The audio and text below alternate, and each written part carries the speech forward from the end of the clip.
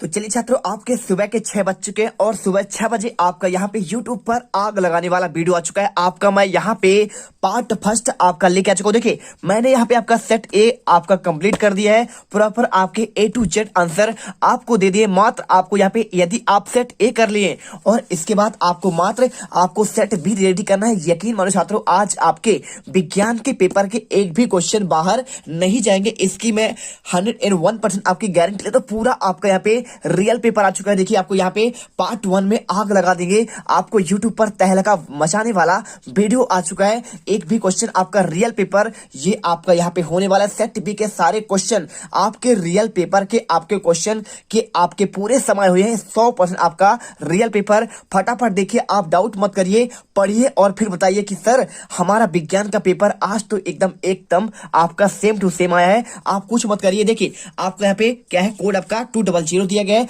माध्यम हिंदी आपका यहाँ पे कुल क्वेश्चन आपके 22 हैं। आपके समय 3 घंटा। आपको 6 प्रश्न आपका दिया गया, पूरा प्रॉपर यहाँ पे देख सकते हैं, पूरा पेज आपके इसमें टोटल 6 क्वेश्चन है। सबसे पहले चलिए हम आपको सब छोड़ते हैं। आप यहाँ पे सबसे पहले क्वेश्चन नंबर आपका यहाँ पे 5 से स्टार्ट करते हैं, ठीक है। क्योंकि देखियो, ऑब्जेक्टिव क्वेश्चन आपको यहाँ पे सेट बी का आपको नहीं बताया जा रहा। आपको ओनली वन आपको यहाँ पे क्वेश्चन आंसर आपको यहाँ पे 2 पार्ट में खत्म कर देंगे। समय बहुत कम है, 4 घंटे समय है। 4 घंटे में एकदम गर्दा मचा दो। पूरा आंसर यहाँ पे रट कर एकदम मोटिवेशन लेकर तैयार करके जाओ। आपके एक भी क्वेश्चन यहाँ पे बाहर नहीं जाएंगे, ठीक है। तो यहाँ पर ये क्वेश्चन आपका 5वां आता है। क्वेश्चन क्या लिखा है, मनुष्य का आपका रक्तदाब किस यंत्र द्वारा मापा जाता है और एक स्वस्थ मानव आपके सामान्य प्रकुंचन दाब और आपके अनुशीतलन दाब आपका कितना होता है। बहुत सिंपल क्वेश्चन है। आपको देखिए, मनुष्य का रक्तदाब आपका जो आपका यंत्र होता है उसे कहते हैं आपका रक्तचाप मापी, ठीक है। आपको हिंदी में रक्तचाप मापी लिख देना है। रक्तचाप आप मापी लिखिए, इससे मापा जाता है। और इसके साथ आपको इसको स्फाइग्नो, ठीक है, स्फाइग्नोमीटर भी कहते हैं, ठीक है। स्फिग्नोमीटर भी आपका यहाँ पे कहते हैं, स्फाइग्नो या फिर स्फिग्नोमीटर भी कहा जाता है, ठीक है। आपका ये इसका क्या है, आपका इस यंत्र से मापा जाता है। और एक स्वस्थ मानव में आपका समान प्रकुंचन दाब और आपका अनुशीतलन दाब कितना होता है। तो इसका आंसर आपको लिखना है आपको यहाँ पे, ठीक है। आप समझ गए ना। और किस में मापते हैं, आपका एच, ठीक है, Hgmm, आपका Hgmm यानी आपका यहाँ पे पारे आपका मिलीमीटर में मापते हैं। और देखिए, आपका जो प्रकुंचन दाब होता है आपका यहाँ पे होता है 120 आपका होता है, Hgmm होता है, ठीक है। समझ में आया क्या, Hgmm। और आपका यहाँ पे अनुशीतलन दाब आपका होता है यहाँ पे आपका 80 आपका Hg और आपका mm होता है। समझ में आया। चलिए, आप यहाँ पे समझ में आ गया। आपको ऐसा लिखना है। आपको लिखना कैसे, आपको मैं आपको दिखा देता हूँ कैसे आपको इसका आंसर करना पड़ेगा। तो आप यहाँ पे देखेंगे तो आपको यहाँ पे आपको इस प्रकार से आपको यहाँ पे आंसर आपको लिख देना है। देखिए, आपको यहाँ पे लिखा गया पूरा आंसर। क्या लिखा आपको यहाँ पे, एक रक्तचाप मापने की मानक इकाई आपका mm Hg पारे का मिलीमीटर है। उदाहरण के लिए समान दाब को आपके 120/80 लिखते हैं। मतलब 120 आपका क्या है यहाँ पे समान प्रकुंचन दाब है और अनुशीतलन दाब आपका यहाँ पे 80 हो जाएगा। आपको यहाँ पे लिख देना है, बस आपको इतने करना है। और आपका यहाँ पे स्फिग्नोमीटर या फिर आपका रक्तचाप मापी के द्वारा इसे मापते हैं। अपोहन क्या है, यानी कि आपका डायलिसिस क्या है। आपको ये क्वेश्चन पूछा गया, तो डायलिसिस बारे में चलिए आपको दिखाते हैं क्या होगा। अब उत्तर देखिए, आपको लिखना है आपका यहाँ पे अपोहन डायलिसिस रक्त शोधन की एक कृत्रिम आपका विधि है। और इस डायलिसिस की प्रक्रिया में तब अपनाया जाता है जब किसी व्यक्ति के वक्र यानी गुर्दे सही से काम नहीं कर रहे होते हैं और गुर्दे से जुड़े आपके रोग लंबे समय से मधुमेह रोग के रोगी, उच्च ताप रक्तदाब जैसी स्थितियों में कई बार आपका डायलिसिस की आवश्यकता होती है, ठीक है। आपको ये कहलाता है आपका यहाँ पे डायलिसिस। और आपको अपोहन से समझते क्या है, तो आपको यहाँ पे आपका वही चीज दिखा गया है, ठीक है। आप इसे अच्छे से लिख दीजिए, पूरा आंसर आपको यहाँ पे मिल जाएगा। और इसके अलावा चाहे तो आप यहाँ पे देख सकते हैं पूरा आंसर। आपको यहाँ पे अपोहन के बारे में आपको यहाँ पे एक बार आपका अच्छे से और लिखा है। आपका ये क्रिया कहलाता है अपोहन। आप इसे पढ़ सकते हैं और इसके बाद आपको ये चित्र भी आप बना सकते हैं, ठीक है। यहाँ पे चित्र देख लीजिए, आप इसे बना सकते हैं। चलिए, सिंपल सा आपको यहाँ पे आंसर आपको दिख गया, आपको ये पोहन और इसका पूरा आपको आंसर। चलिए, इसके बाद क्वेश्चन आपका आता है, देखिए क्वेश्चन नंबर। तो चलिए, क्वेश्चन में आपको पूछा गया आपका अमीबा क्या आपका यहाँ पे आपका कैसे आपका यहाँ पे क्या होता है। देखिए, क्वेश्चन पूछा गया पोषण की प्रक्रिया आपका किस प्रकार आपका पूर्ण होती है। आंसर आप यहाँ पे सिंपल सा लिख दीजिए। आपका देखिए, आपका जो अमीबा है प्राणी समभोजी आपका विधि से पोषण करता है और यह एक सर्वाहारी जंतु है। इसका भोजन जल में तैरते हुए आपके जीवाणु, शैवाल, डायटम आदि के सूक्ष्म जीवों के रूप में होता है। इस सूक्ष्म जीव के निगलने के आपको में जो आपका विधि अपनाई जाती है, ठीक है। आपको यहाँ पे जो आपका यहाँ पे विधि अपनाई जाती है, आपको यहाँ पे पे उसे फैगोसाइटिस कहते हैं। और यह अपने भोजन को शरीर के किसी भी सतह से कूटपाद, इसमें आपका प्रचलन अंग होता है, ठीक है, कूटपाद होता है और उसी के माध्यम से यह आपका ग्रहण कर लेता है। और आपको यहाँ पे चाहो तो आप यहाँ पे आंसर आप यहाँ भी आगे लिख सकते हो, लेकिन आपको यहाँ पे सबसे आपका मुख्य आपका इतना ही आंसर आप लिख दीजिए, अमीबा प्राणी संभोजी आपका विधि से पोषण करता है। बस आपको यहाँ से यहाँ तक करिए, मात्र कहाँ तक, कूटपाद द्वारा ग्रहण करता है। और इसके बाद आप यहाँ पे आंसर छोड़ दीजिए, 2 नंबर क्वेश्चन है, 2 नंबर आपको इतने में मिल जाएंगे, है ना।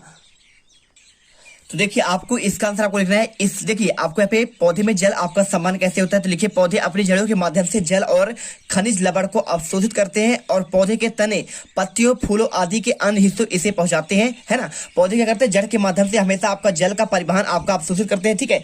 जाइलम यानी आपको यहाँ पे जड़ होता है, जड़ से आपके यहाँ पे पानी की मात्रा, आपका खनिज लवण आपको यहाँ पे उसके तने तक ला जाता है। और इसके बाद आपको जो फ्लोएम होता है आपके विभिन्न भागों में फैलाता है, आपको लिख देना है। और अन्य हिस्सों में से पहुंचाता। जाइलम ऊतक के 2 प्रकार के तत्वों जाइलम वाहिकाओं और वाहिनियों से होकर आपका जल एवं खनिज पौधे की जड़ों उसकी पत्तियों तक पहुंचाया जाता है, ठीक है। चलिए इसके बाद क्वेश्चन आपका यहाँ पे आता है, आपका जाइलम और फ्लोएम में आपको अंतर बताना है। बहुत सिंपल आंसर है, आपको यहाँ पे हर एक क्वेश्चन के आंसर आपको यहाँ पे मिल जाएगा, जाइलम और आपका फ्लोएम में अंतर। चलिए आपको दिखाते हैं, आपको यहाँ पे जाइलम और फ्लोएम में आपको अंतर यहाँ पे आपको मिल जाएगा। देखिए आपको ये क्वेश्चन है, सेम जाइलम और फ्लोएम में अंतर। तो लिखिए पौधे में जाइलम द्वारा परिवहन होने वाले पदार्थों में आपका जल एवं खनिज लवण है और जाइलम की वाहिकाओं में आपस में जुड़कर जल और खनिज लवण का संवहन करते हैं। जड़ों के मूल आपके रोम मृदा के संपर्क में होते हैं, जो कि केस का जल आपके खनिज लवण को आपका आयन के रूप में आपको ग्रहण करते हैं। देखिए अब मैं आंसर आपको यहाँ पे पूरा आंसर आपके परीक्षा आपके बोर्ड से दे रहा हूं, तो आपको यहाँ पे टेंशन नहीं लेना है। क्वेश्चन आपके पूरे के पूरे आज आपके फंसने वाले हैं। और इसके बाद देखिए आपका यहाँ पे लिखा है आपका फ्लोएम, तो पौधे में आपका भोजन तथा अन्य पदार्थों का परिवहन फ्लोएम द्वारा होता है। और फ्लोएम की चालनी नालिकाओं से आपका प्रकाश संश्लेषी उत्पाद का परिवहन जड़ों, फलों और वृद्धि वाले अंगों की ओर होता है। और फ्लोएम द्वारा परिवहन दोनों दिशाओं में आपका होता है, ठीक है। आप इसे आंसर कर लीजिए, ठीक है। आपने कर लिया इसका आंसर पूरा प्रॉपर। आपका यहाँ पे पूरे दोनों पॉइंट, आपका पहला पॉइंट आपका यहाँ पे पूरा आंसर आप इसे याद कर लीजिएगा। और धमनी और सिरा आपका यहाँ पे सेट ए में आपका ऑलरेडी आपका आ चुका है, आपने इसे पढ़ ही लिया होगा, है ना। और इसके बाद अगला क्वेश्चन वायवी और आपका यहाँ पे अवायवी श्वसन में आपको यहाँ पे 2 अंतर करना है। चलिए आपको यहाँ पे इसका भी आंसर मैं आपको दिखा देता हूँ। जब आपका वायवी और आपका देखिए लसिका और रक्त का आंसर आपको यहाँ पे आपको पिछले आपके पार्ट में मिल चुका है, तो आप इसे याद कर लेंगे, है ना। इनका आंसर मैंने आपको दे ही दिया है। और आपको यहाँ पे ये क्वेश्चन आपके बचे हुए हैं, ठीक है। और इसके साथ आपको यहाँ पे देखिए वायवी और आपको यहाँ पे अवायवी की बात कर रहा है, तो ये देखिए वायवी और अवायवी श्वसन में अंतर, आपको इसे ऑक्सी और अनाक्सी श्वसन भी कहते हैं। आप आंसर लिखिए ऑक्सीजन की उपस्थिति में भोज्य पदार्थों का ऑक्सीकरण ऑक्सी श्वसन कहलाता है। देखिए ऑक्सीजन की उपस्थिति रहेगा तो आपका पे ऑक्सीकरण होगा, तो आपको उसे ऑक्सी श्वसन कहलाएगा। और ऑक्सीजन की अनुपस्थिति में भोज्य पदार्थों का आपका यहाँ पे क्या होगा, ऑक्सीकरण होगा, उसे कहेंगे आपका अनाक्सी श्वसन। और इसमें ग्लूकोज का पूर्ण आपका ऑक्सीकरण होता है और अंत में CO2 और आपका H2O बनता है। और इसके बाद देखिए इसमें ग्लूकोज के अणु अपूर्णकरण आपका होता है, अंत में आपका CO2 और एल्कोहल बनता है। और इसमें देखिए यह क्रिया माइटोकॉन्ड्रिया और कोशिका द्रव में संपन्न होते हैं, जबकि इसमें संपूर्ण प्रक्रम केवल आपके कोशिका द्रव में संपन्न होते हैं। इसमें आपके 38 ATP अणु बनते हैं, इसमें मात्र आपके 2 ATP अणु बनते हैं। 5वां पॉइंट आपको यहाँ पे समीकरण इनका दिखा देना है। देखिए 673 किलो कैलोरी इसमें उष्मा आपका यहाँ पे क्या हुई, रिलीज हुआ। और इसमें आपका मात्र आपका 21 कैलोरी, आपको यहाँ पे 2 ही लिखना है, 2 नंबर क्वेश्चन है, आप यहाँ पे 2 याद करिए। इसके बाद आमाशय तथा छोटी आंत में श्लेष्मा की मोटी परत क्यों आपका आवश्यक है, आपको इसका आंसर देना है, ठीक है। तो देखिए आपको आंसर लिखना है, आमाशय ग्रास नली और आपके छोटी आंत के बीच में स्थित होता है और यह छोटी आंतों में आंशिक रूप से पचे भोजन, ठीक है, अम्नाल आपका यहाँ पे को भोजन भेजने से पहले अबाध पेठी एठर के माध्यम से भोजन के पाचन में सहायता के लिए आपका प्रोटीन पाचक प्रकीर्ण और तेज अम्लों का आपका स्रावित करता है, ठीक है। आपको यहाँ पे लिखना पड़ेगा। और उसके बाद लिखिए ये आमाशय में हाइड्रोक्लोरिक अम्ल का स्त्राव करती है और श्लेष्मा की ग्रीवा कोशिकाएं में ऊपर उपकला में मौजूद होती है। आमाशय में श्लेष्मा का स्त्राव करती है और जठर रस में आपका श्लेष्मा और बाइकार्बोनेट अत्यधिक केंद्रित आपका हाइड्रोक्लोरिक अम्ल श्लेष्मक उपकला के स्नेह की सुरक्षा में भूमिका आपका निभाता है। आपको आंसर आपको लिख देना है। इसके बाद इसलिए आपको यहाँ पे आमाशय और छोटी आंत में श्लेष्मा का आपका मोटी परत आपका आवश्यक है। और इसके बाद देखिए आपको यहाँ पे क्या लिखा है, एटीपी का पूरा नाम क्या है, तो एटीपी का पूरा नाम आपका होता है, आपको मैं आपको इसी बता देता हूँ, एटीपी आपका एसी नोड। और इसके बाद आपको यहाँ पे लिख देना है ट्राई फास्फेट, ठीक है। आप यहाँ पे फास्फेट लिख दीजिए, आंसर आपका पूरा हो जाएगा। और इसे ऊर्जा मुद्रा क्यों कहते हैं, आपको इसका आंसर बताना है। तो देखिए आपको लिखना है एटीपी जीवो में आपका कोशिका का आपका ऊर्जा सिक्का, यानी आपका यहाँ पे यही इसी की बात कर रहा है, आपका क्या कर रहा है, ऊर्जा मुद्रा की, ठीक है। ऊर्जा आपका सिक्का कहलाता है जो ऊपर आपका स्तर में कमी होने पर क्या होता है, जैसे कि आपको यहाँ पे क्या आप भोजन किए, भोजन आपको यहाँ पे कार्बोहाइड्रेट मिला यानी आपको ऊर्जा मिला, ठीक है, एनर्जी मिला, तो उससे यह क्या करता है एटीपी के रूप में उसे संचित कर लेता है। और जब आप कभी भूखे होते हैं, कभी आप 2 दिन तक खाना नहीं खाते हैं, तो पुनः क्या होता है आपका यहाँ पे एटीपी आपका ग्लूकोज के रूप में टूटकर आपको यहाँ पे ऊर्जा प्रदान करता है। और इसीलिए इसे कहते हैं आपको यहाँ पे ऊर्जा, आपका यहाँ पे आपका ग्रह कहते हैं। आप इसे लिख दीजिए, यहाँ पे कमी होने पर टूटकर तुरंत आपका उपलब्ध कराता है, और ऊर्जा स्तर से अधिक ऊर्जा प्राप्त करना एटीपी से तुरंत आपका यहाँ पे आ जाता है, अर्थात आवश्यक समय में ऊर्जा उपलब्ध कराता है। यहाँ पे आंसर कर लीजिए। और इसके बाद क्वेश्चन देखिए क्या लिखा है, क्वेश्चन आपका लिखा है निम्नलिखित शब्दावलियों आपको परिभाषित करना है, आपका ध्रुव और वक्रता केंद्र, ठीक है। क्वेश्चन नंबर 9 से ले आंसर देखते हैं। आपको क्वेश्चन आपको यहाँ पे इसी पर मिल जाएगा, आपका यहाँ पे परीक्षा आपके बोर्ड पर हर एक क्वेश्चन आपको मिलने वाले। देखिए फटाफट इनके आंसर हम यहाँ पे देखेंगे, ठीक है।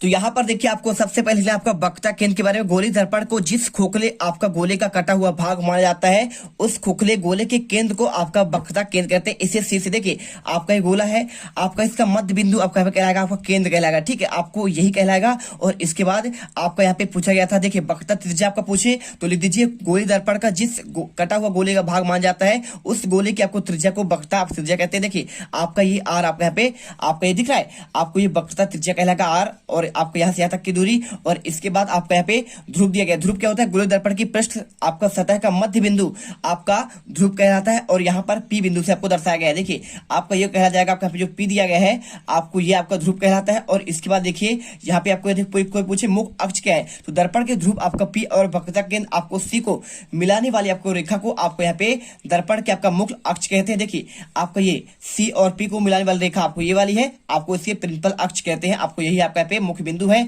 और इसके अलावा देखिए आपका मुख्य फोकस पूछा गया है, तो आपका यहाँ पे फोकस आपको यहाँ पे देखिए दर्पण के आपके समांतर दर्पण के आपतित होने वाली प्रकाश की किरण परावर्तन के बाद जिस बिंदु पर मिलती है उसे कहते हैं यहाँ पे क्या कहते हैं, मुख्य फोकस कहते हैं। आप इन्हें अच्छे से याद करिए। फोकस दूरी क्या है, आप इसे पढ़ लीजिए, किसी दर्पण के ध्रुव पी से मुख्य फोकस के मध्य आपकी दूरी मुख्य फोकस दूरी कहलाता है। आपका एफ से प्रदर्शित करते हैं, और एफ बराबर r/2 यानी आपका यहाँ पे त्रिज्या की आधी होती है।